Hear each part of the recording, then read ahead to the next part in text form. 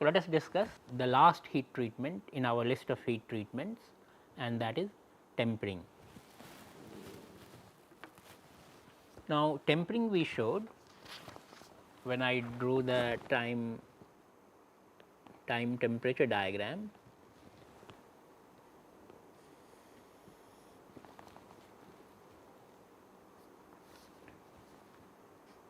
Temperature versus time. So, we heat the alloy above the eutectoid temperature. For eutectoid steel, it has to be above the eutectoid temperature such that you form austenite. So, the heating was for forming of the austenite, and when you had full austenite, then you quenched.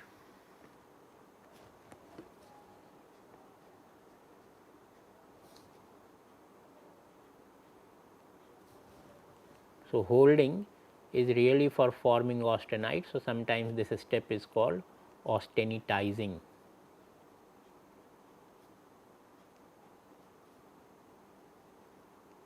Austenitizing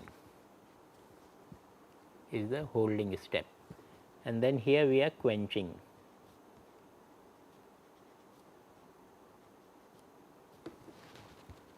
And quenching produces a martensite, gives us martensite, and then if we heat this to some temperature. Now, obviously, to what temperature we will heat? So, if we heat it again above austenite temperature. So, notice we have formed martensite here. Let me write M for martensite. So, if I heat it again above TE, then the whole purpose of holding and quenching was lost, because we will again form austenite. So, we in tempering we do not go above TE. So, we hold it below TE, the eutectoid temperature, for some time and then again cool. So, this step is tempering.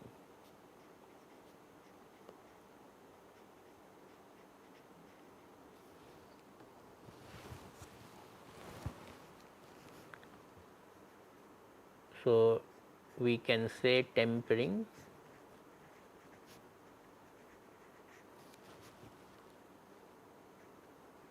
is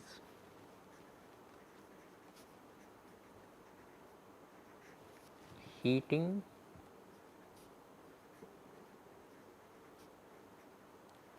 a quenched specimen or quenched, let me call it quenched steel, quenched steel below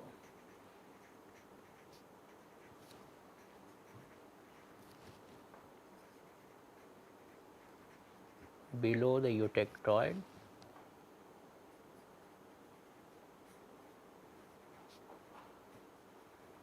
temperature.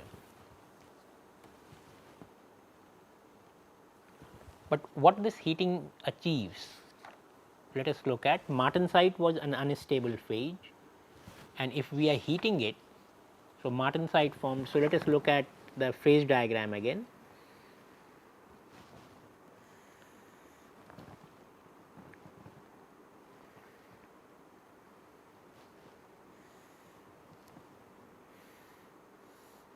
And carbon phase diagram.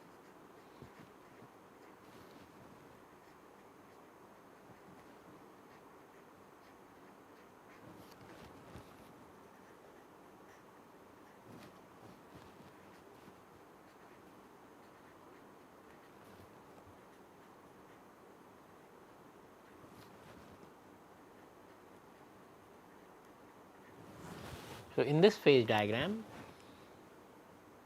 if I take austenite steel, so if I cool slowly, I would have formed alpha plus Fe3C. Since I quenched, I avoided the formation of alpha plus Fe3C and formed a metastable phase martensite. But now, if I take that martensite to a temperature below this TE, the eutectoid temperature, and heat it, then again the unstable phase or the metastable phase martensite will tend to transform to alpha plus Fe3C. So, in tempering, the result of the tempering is temperature to transform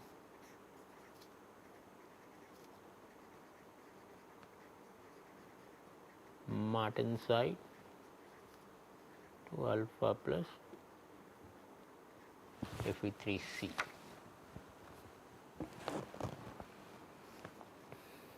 So,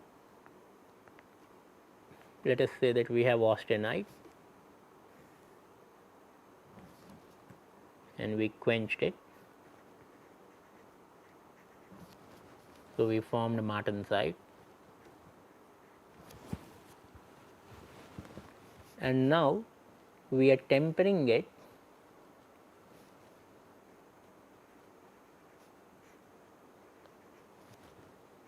to produce alpha plus Fe3C. So, a question may come to your minds that why are we going through this circuitous route, that first we quench to form a metastable phase martensite which was hard but was also brittle, and then we again heat it. So, there is an additional cost, additional time involved to get alpha plus Fe3C. If alpha plus Fe3C was what was desired, we could have directly got by cooling of gamma. Slow cooling of gamma directly would have given me alpha plus Fe3C without going through this intermediate martensite, without going through that excessive effort and cost of quenching. So, if as we have seen that slow cool will give me coarse perlite by annealing or fine perlite by normalizing. So, I could have got alpha plus Fe3C simply by direct cooling of gamma. There was no need to quench and temper. But the thing is that this alpha plus Fe3C which you are getting is not perlite. Just like you saw in bainite, this is also not perlite.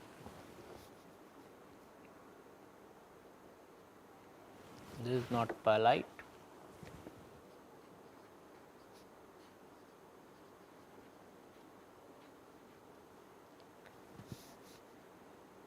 This microstructure alpha plus Fe3C is called tempered martensite. So, distinguish it from perlite, it is called tempered martensite.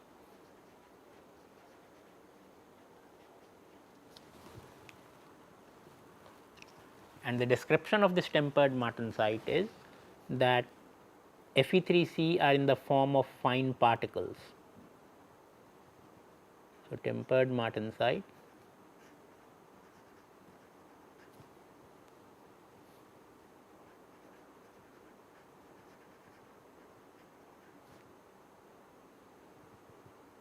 is fine particles of Fe3C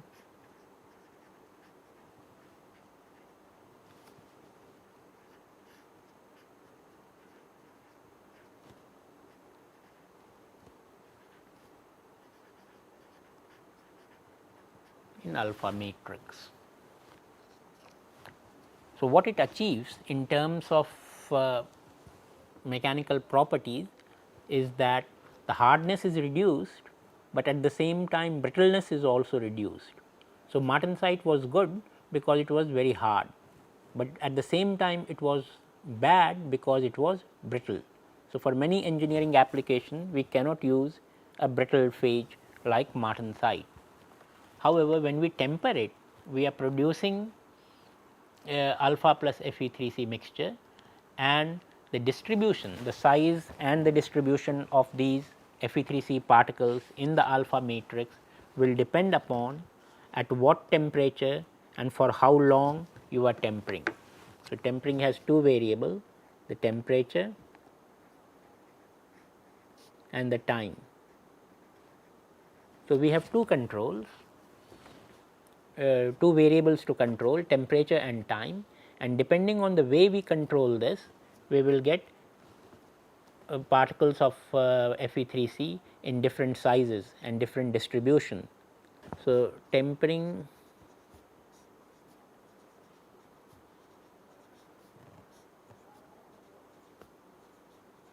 produces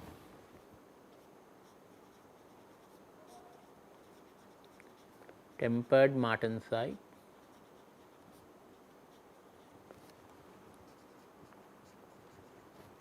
with lower hardness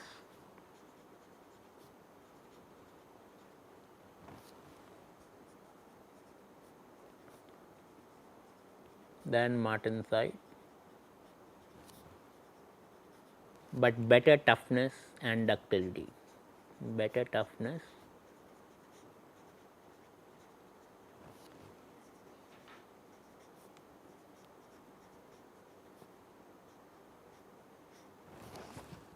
and ductility.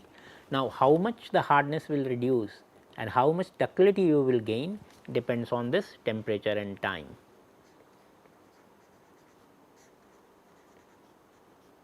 So, tempering temperature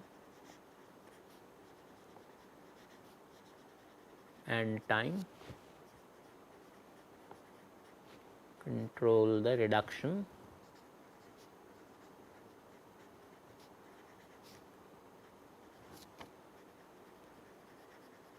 in hardness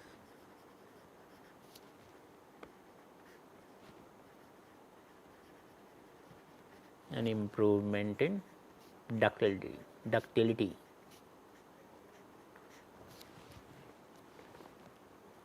So, and higher the tempering temperature,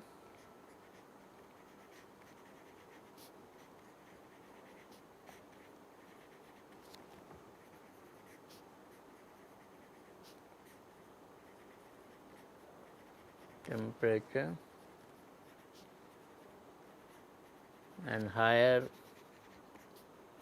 the tempering time,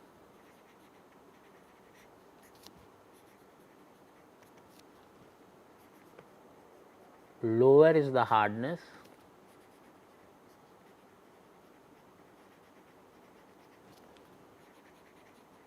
and better is the ductility.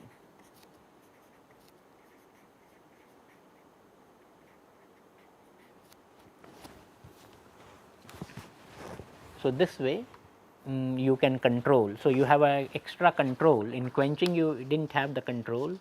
So, you produced a hard and brittle martensite, but then you can reduce its hardness, and hardness will not be reduced. When hardness is reduction of hardness is there, the hardness will not go down to the lower value which you will achieve in annealing or normalizing.